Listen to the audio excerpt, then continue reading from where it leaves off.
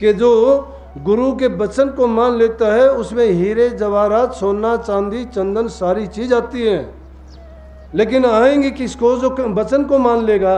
अगर वो मिथ्या मान के वहीं छोड़ देता तो उसको तो वही लकड़ियां काटनी थी और वही उसका गुजारा चलना था। आप सभी को राधा स्वामी। देखिए, अगर आप चाहते हो आपके जीवन में सुख हो, आपके जीवन में किसी प्रकार कोई कष्ट ना हो, या आपके घर जीवन में आपके परिवार में सुख शांति आए, तो कृपया आप इन प्रवचनों को पूरा सुनिए। प्रवचनों में महाराज ने बताया कि हम किस तरह अपने परिवार में अपने जीवन में सुख ला सकते हैं, हम किन चंद बातों को अपनाकर अपने जीवन को सफल, सार्थक और सुखमय बना सकते हैं। और साथ ही महाराज ने बताया कि हमें नशों से बचना चाहिए और नशों से हमें बिल्कुल दूर रहना चाहिए। और ये बातें महाराज ने जो सत्संग में बहुत प्यारी प्यारी बताई है। तो चलिए हम आपका कीमती समय लेते हुए सत्संग को शुरू करते हैं। कृपया सत्संग को पूरा सुनकर पुण्यभागी अवश्य बनिए। राधा स्वामी। जो चीज तुम्हें प्राप्त करनी है, तो मैंने उस बुजुर्ग को कहा कि अगर आपको कोई भी चीज चाहिए तो नाम का सुमरण किया करो, नाम की कमाई किया करो, उससे पाप भी आपके कट जाएंगे। जो चीज आप मांगोगे वो भी आपको मिल जाएंगी, सारे दुख दूर हो जाएंगे, सुख भी आपको प्राप्त हो जाएगा। और बड़ा उम्र से कोई नहीं होता है, बड़ा इंसान वो होता है जो बड़े काम करता है। छोटी सी उम्र में ही एक आदमी इतने काम करके चले जाता है कि बड़ी उम्र वाले दुख उठाते फिरते हैं। मैं तो कहता हूँ जिसकी जितनी लंबी उम्र होती है उसके उतने ही ज़्यादा कर्म होते हैं। जिसको ज़्यादा कर्म भोगना पड़ता है, कर्म का कर्जा जिसके सिर ज़्यादा है उसकी लंबी उम्र होगी। उसके बाद आया उससे भी ज़्यादा बढ़ के आया, कहने लगा, बहुत पहले मिला था मेरे से, कहने लगा 101 साल का हो गया मैं, अब बताओ और कितने साल जीऊँगा। बोले आपने ये कहा था कि अभी तो बहुत जिएगा। मैं देख के उसको कह, मैं कोई पतरा मैं नहीं देखता, मैं जानता भी कुछ नहीं हूँ। गुरु की कृपा से आपके सामने बोल देता हूँ। सतगुरु मेरी लाज रखता है, लोगों की बात पूरी हो जाती है, वो सोचते हैं कि महाराज जी जानते, मैं नहीं जानता कुछ भी, आप मेरे से ज़्यादा जानते होंगे। लेकिन हाँ, मैं आपसे ज़्यादा एक चीज़ मेरे अंदर है कि मेरा गुरु मेरे साथ रहता है, वो मेरी लाज रखता है। जब भी कोई काम कोई बात होता है वो मेरा विश्वास नहीं डगमगाता, और वो ना मैं खोल के दिखाता दिल किसी को। अगर गुरु गुरु करता फिरूं तो फिर क्या हो जाएगा? गुरु तो दिल के अंदर है। जो जिसके पास कीमती चीज़ होती है उसको छिपा के रखता है, वो मैदान में नहीं फेंकता कभी भी।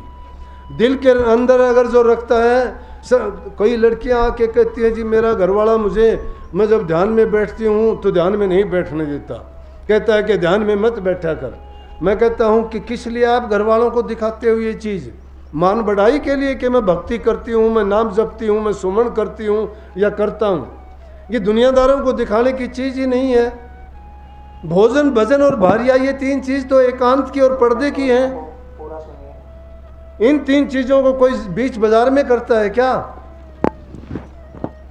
ये चीज़ पर्दे की है। जो पर्दे में करता है वो दूसरे को दिखाना नहीं चाहता। लेकिन हम तो क्या करते हैं कि हम अपनी पीठ थपथपाने के लिए खुद भी और दूसरों से भी कि ये करता है, वो करता है। अरे करने वाले किसी को दिखाते नहीं हैं। करने वाले तो बेलनी थी, बिना बताए संतों के दरवाज़ों पे जाके उनकी झाड़ू निकालती, दातुन काट के रख के आती, उनके लिए पानी भर के रख देती, उनके रास्ते बुहार देती, साफ कर देती। सुबह उठ के देखते थे तो कौन करता है? उसको शील्ड और मेडल की ज़रूरत थोड़ी थी कि उसको मेडल देंगे। वो तो बताती भी नहीं थी। जो सेवा करना चाहता है, भक्ति करना चाहता है, वो उसको उतना ही छिपाना भी चाहता है। लेकिन भक्ति छिपती नहीं है। छिप के करोगे, गुफा में करो, कंदरा में करो, बंद कमरे में करो, प्रगट आकाश में होके बोलेगी। वो ताकत है, रुकती नहीं है वो। इसलिए मैं कहता हूँ सतगुरु जिसके अंग संग रहता है उसको डरने की घबराने की और बात ही नहीं होती। लेकिन उसको संग रखना तो सीखो पहले। ये तो हो नहीं सकता कि मन की सफाई भी ना करो और समझते हो कि गुरु मेरे अंदर आके बैठ जाए। शिकायत करते हो कि जी मेरा भजन नहीं बनता, मुझे प्रकाश दिखाई नहीं देता, मुझे शब्द सुनाई नहीं देता। किस लिए आप ऐसा करना चाहते हो? किस लिए? एक दो दिन की बात नहीं है। आज सुनाई देगा, कल को दिखाई देगा, परसों को आपकी और कोई चीज़ बढ़ जाएगी। संसार के दलदल से तो बाहर निकलते नहीं हो। मन की कामनाएं कभी पूरी होती नहीं है। आज मेरा ये हो जाए, आज मेरा ये हो जाए, वो चीज़ें हमारी पूरी नहीं होती। और फिर नाम की हम डींग भरते हैं कि हमें नाम की कमाई करनी है, नाम मिल जाए। नाम इतना सस्ता भी नहीं है। अब थोड़ी सी देर के कष्ट के लिए सत्संग में हीरे मोती बरसते हैं। किन लोगों के लिए? जो उनकी कीमत समझते हैं। जो कीमत नहीं जानता वो नहीं मानता क्या है क्या नहीं है। किस तरह से बात बड़ी कमाल की है लेकिन समझने की है। एक महात्मा बैठे हुए थे, एक लकड़हारा रोजाना लकड़ी काटने के लिए जंगल में जाता था। महात्मा तो देखता रोजाना बेचारा उसके बुरे हाल, पसीने से तरबतर होता, फटे हाल, पैरों में जूती नहीं, कंधे पे कुल्हाड़ा है, आती बार लकड़ियों से लथपथ होके और उजा के बेचता है। उसको 2 आने मिलते हैं, उसी से अपना गुजारा करता है। महात्मा अपने ध्यान में बैठता है रोजाना, लेकिन उसको देखता है तो एक दिन महात्मा को दया आई। महात्मा उससे कहने लगे, भाई लकड़हारे यहाँ आया? बोले हाँ। बोलो महात्मा जी क्या बात है? बोले कि महात्मा जी कभी बात तो नहीं करते थे, आज इसके दिल में क्या आई, मुझे क्यों बुलाया? गए, जाके पास में बैठ गया। बोला तू लकड़ियाँ काट के लेके आता है, तू थोड़ा आगे जाके देखा है जंगल के बीच में? बोला जंगल के बीच में क्या है? बोला चंदन की लकड़ियाँ हैं। बोला चंदन की लकड़ियाँ क्या? बोला चंदन बहुत महंगी लकड़ी होती है, ये लकड़ियाँ जो तू लेके जाता है तो जलाने के काम आती हैं, लेकिन वो लकड़ियाँ अगर लेके जाएगा उसमें खुशबू होती है। वो तो अगर जंगली जानवर भी उसके आसपास में, उस पर तो बड़े बड़े अजगर और सांप भी चिपटे रहते हैं, इतनी खुशबू होती है, पूरे जंगल में खुशबू हो जाती है। तू लकड़ियाँ काटता, थोड़ा अंदर जाके देखता तो वहाँ चंदन की लकड़ियाँ हैं। उसने एक बार तो इतबार नहीं किया कि महात्मा तो रोज़ाना यहाँ बैठा देखता हूँ, मेरे से ज़्यादा जंगल के बारे में कौन जानता है? मैं तो रोज़ जंगल में फिरता हूँ, लकड़ियाँ काटता हूँ, मेरे दादा का काम था, मेरे बाप ने यही काम किया और मैं भी यही काम करता हूँ, लेकिन इसको कहाँ से वो चंदन की लकड़ियाँ देख ली। लेकिन उसको एतबार यूँ आया थोड़ा कि चलो महात्मा है, बुजुर्ग है, कहता है तो देख लेते हैं, इसमें हर्ज भी क्या है, जंगल में तो जाना है ही। जब वो थोड़ा आगे गया तो देखता क्या है कि वहाँ बड़ी खुशबू आनी शुरू होगी दूर से ही। पास गया तो चंदन के वृक्ष देख के वो बड़ा हैरान हो गया। पहले तो इतनी लकड़ियाँ लेके आता था, लेकिन महात्मा ने कही उसकी तो छोटी सी लकड़ी की बड़ी कीमत होगी और एक दिन तू ले आएगा, हफ्ते भर तुझे जाने की ज़रूरत नहीं पड़ेगी, तू क्यों नहीं ले आता? वो तो गया और जाके उसने एक लकड़ी काट के लेके गया और जाके जब बाज़ार में बेची तो जो रोज़ाना लेके नहीं, हफ्ते की बजाय 15 दिन में भी जो नहीं लाता था उस लकड़ी का मोल उसको मिला। बड़ा खुश हुआ उसको पाके, कहने लगा महात्मा ने बात तो सच्ची बताई, लेकिन क्या देखता है कि काफ़ी दिन गुजरने के बाद भी वो तो चंदन की लकड़ियाँ ढोनी शुरू कर दी। बस 15-20 दिन में ले आता, जाके बेच देता और फिर 15-20 दिन आराम करता, ख़त्म हो जाते उसके पैसे या कोई ज़रूरत की चीज़ की ज़रूरत पड़ती फिर चला जाता। महात्मा ने उसको फिर बुलाया, बोला कि हाँ कैसी गुजर रही है? बोला महात्मा जी बहुत अच्छी गुजर रही है। बोले यार तू बहुत सुस्त आदमी है। बोले यार तूने कोशिश नहीं की, आगे नहीं गया तू? बोला इससे आगे क्या? बोला इससे आगे तो चांदी की खान है, तूने अगर तू आगे जाके देखता तो चांदी की खान थी, वो तो चंदन को भी पीछे छोड़ देंगी। अगर तू वहाँ से चांदी निकाल के ले आएगा तेरे को तो महीने भर ज़रूरत नहीं पड़ेगी। जब एक बात उसकी पूरी होगी महात्मा की, उसको उसकी बात पर यकीन आ गया, कहने लगा भाई ये बात सच्ची हो सकती है, महात्मा को क्या गर्ज नहीं, तो ये तो कभी बात ही नहीं करता था और अब इतना मेहरबान है तो महात्मा ने यकीन दिला दिया, अब तो मैं दूसरी बात भी आजमा के देखूंगा। वो थोड़ा जंगल में आके जाके देखता है तो चकाचौंध रह गया देख के। जंगल में चांदी की खान है और उसको चांदी उसमें से वो ले आता, महीने 2 महीने उसको ज़रूरत नहीं पड़ती, चांदी को बेचता, 2 महीने आराम करता, फिर चला जाता। ऐसे ही जाते जाते कहने लगे ले चलो महात्मा जी का शुक्रिया कर दें कि अच्छा बताया, पहले चंदन बताया था अब चांदी बता दी। जाके मत्था टेका और कहने लगे महात्मा जी मैं आपका बहुत शुक्रगुजार हूँ, ज़िंदगी हमने तो ऐसे बिता दी, 3 पीढ़ी बीत गई हमारी भूखे मरते मरते, लेकिन हमें ये पहचान नहीं थी, हमें तो पता ही नहीं था चंदन की लकड़ी कैसे होती है। आपने पहचान बताई, तरीका बताया, बोला हमारा अच्छा काम चलना शुरू हो गया। अब चांदी की खान बता दी, अब तो क्या करने हैं, बड़े ठाठ बाट हैं। पहले तो गुजारा चलता था, अब घर में आगे पीछे सारी चीज़ें होती हैं। बोले अरे मूर्ख भूल है तेरी। बोला वो क्यों? और थोड़ा आगे जाता सोने की हैं। बोला वो भी देख लेंगे। अब तो इतबार आ गया आपकी बात में महात्मा जी कि आपने बात सच्ची बताई। आगे गया तो वाकई में देखता है पहाड़ है लेकिन सोने का पीड़ा एकदम, और देख के मस्त हो गया। बोला कि आज तक किसी ने देखा ही नहीं, ये तो महात्मा ही जानता है इन चीज़ों के बारे में, और उसने तो बहुत अच्छी बात बताई। अब सोना लेके आता है, क्या करने, बड़े बड़े महल मकान हो गए, रिश्तेदारों के सब के पास धन अन्न जन की कोई कमी नहीं है। जो भी सामान आगे से आगे है मस्त है, तरोताज़ा हो गया, नौकर चाकर काम करते हैं, अब उसको कोई चीज़ की कमी नहीं। घूमते घुमाते, क्योंकि सोना तो लेता ही था, अब साल 6 महीने में लाने लग गया। जब आगे गया तो महात्मा जी ने देख लिया, महात्मा जी ने फिर बुलाया, अरे बोले अब तो दिखाई भी नहीं देता। बोला महात्मा जी अब क्या दिखाई देना, बोला अब तो फुर्सत ही नहीं है, महल मकान हो गए, ठाठ बाट हो गए, नौकर चाकर हैं, ये देखो। बोला कि तेरा तो भाई ये जीवन ही बदल गया। बोला जी सब आपकी कृपा है, आपने बदल दिया, नहीं हमारे पास तो क्या था। ये बात सही है, जो संतों की बात को मानता है, बात चाहे ये झूठी है चाहे बनावटी है, लेकिन जो इसमें शिक्षा छिपी हुई, शिक्षा को लेने की कोशिश करो कि जो गुरु के वचन को मान लेता है उसमें हीरे जवाहरात सोना चांदी चंदन सारी चीज आती है। लेकिन आएंगे किसको, जो वचन को मान लेगा। अगर वो मिथ्या मान के वहीं छोड़ देता तो उसको तो वही लकड़ियां काटनी थी और वही उसका गुजारा चलना था, भूखा मरना था और आधी उम्र में ही संसार छोड़ के चला जाना था।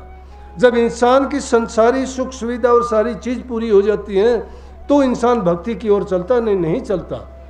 लेकिन जिसके पास ये ज़्यादा हो जाती हैं और बिना कमाए ही बिना मेहनत की जिसको मिल जाती हैं, वो आदमी उस चीज़ की कदर नहीं जानता है, तो ना भक्ति कर सकता है, ना दान कर सकता है और ना ही उस धन दौलत का सदुपयोग कर सकता है। इसीलिए कई गुरु बिन माला फेरते, गुरु बिन देते दान, गुरु बिन दान हराम है जा देखो वेद पुराण। गुरु के बिना ये ज्ञान नहीं है। गुरु के पास जब जाओगे, गुरु तुम्हारी आंखें खोल देंगे, भ्रम मिटा देंगे और वो तुम्हें उस असलियत से अवगत करा देंगे कि क्या करने से तुम्हें ये चीज़ का पूरा फायदा लाभ मिलेगा और किस प्रकार से आपके लिए वो गुणकारी सिद्ध होगी। लेकिन अज्ञान के बस जब हम बहे जाते हैं, हमें तो पता ही नहीं है कि क्या लाभ है क्या नहीं है। हम तो सिर्फ क्या जानते हैं, सिर्फ हम खाना पीना जानते हैं। हमने मौत को दूर बिठा दिया है। कबीर साहब ने कही मौत बिसारी बावरे असरज किया कौन, तन माटी मिल जाए अगर जो आटे में नून।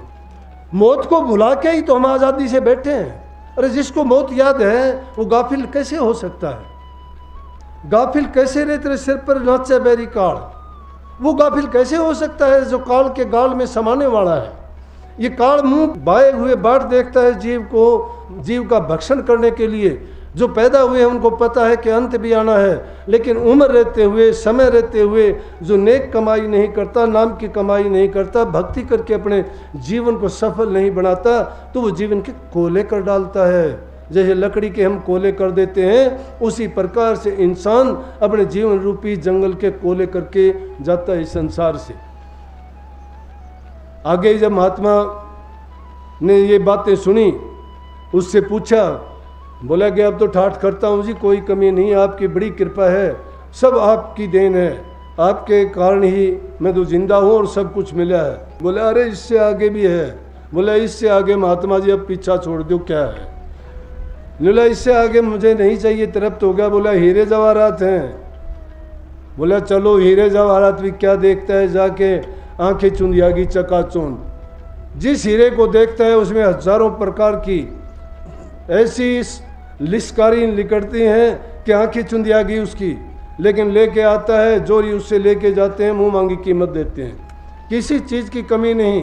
एक दिन आगे फिर इस तरह से करते करते, ये माया का भी बहुत ऐसा इसकी तासीर है, ये इसका गुण है। जिसको ज़्यादा मिलनी शुरू हो जाती है उसको और ज़्यादा लालसा बढ़ जाती है, उसकी कम नहीं होती, संतोष नहीं आता उसको। अगर संतुष्टि हो जाए, आदमी की तृप्ति जब हो जाती है तो ज़रूरत नहीं रह जाती। लेकिन माया की ये तासीर है, जिसको ज़्यादा मिलती जाएगी, चाहे उसको करना मिट्टी में दबानी पड़ो, चाहे उसको कुएं में डालनी पड़ो, लेकिन लेके आएगा ज़रूर। लेकिन वो कमाई कैसे करता है, चाहे किसी को दुख दे के कमाओ, चाहे चोर बाजारी करो, चाहे झूठ कपट बेईमानी करो, सच्चाई की कमाई फिर भी नहीं करता। क्या करता है? वो लेके आता है और बाजार में उसको भी बेचता है। महात्मा जी उसको एक दिन बुला के कहने लगे, भाई उसको फलाने सेठ को बोलना, लकड़हारे से सेठ कहने लगे। वो आया, बोला बोलो और कुछ चाहिए? ने बोला महात्मा जी इससे भी और कोई चीज़ बाकी रहेगी? हीरे जवाहरात से आगे नाम भी नहीं सुना। बोला नाम नहीं सुना, वो मेरे पास है। बोला कि और भी है, वो बताओ क्या है। बोला वो ये है जो मैं करता हूँ। बोला आप पे? बोला मैं ध्यान करता हूँ ना। देख के हैरान हो गया। बोला महात्मा जी कमाल कर दिया। बोला अरे मूर्ख आदमी, जब सारी चीज़ों को मैं इनको जानता हूँ, उनकी खान खजाने का जब मुझे सारा पता है, मैं जब उनको ला के मैं नहीं कर सकता था क्या? मैं सब कुछ कर सकता था, लेकिन उन सारी चीज़ों को जब ध्यान के तुल्य में रखता हूँ तो वो कुछ मायने नहीं रखती हैं। इसका मतलब ध्यान और नाम उनसे तो हजारों गुना कीमती है, उसकी कोई कीमत ही नहीं है। महात्मा के पैरों में पड़ गया, कदम चूम लिए, कहने लगे मेरी आज आंखें खुली हैं। आपने जो सत्य ज्ञान दिया वो आज किस तरह से, किस किस रास्ते पे, सब चीज़ों से मेरी तृप्ति करके आपने मुझे सही रास्ता दिखाया है कि वाकई मैं इस चीज़ को मानता हूँ कि ध्यान के बराबर कोई चीज़ नहीं है।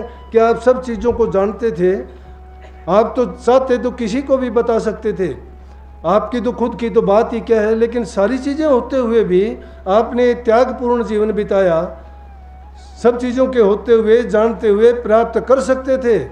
इसका मतलब ध्यान उससे ज़्यादा कीमती है। बोला इंसान के लिए इससे कीमती खजाना कोई नहीं है।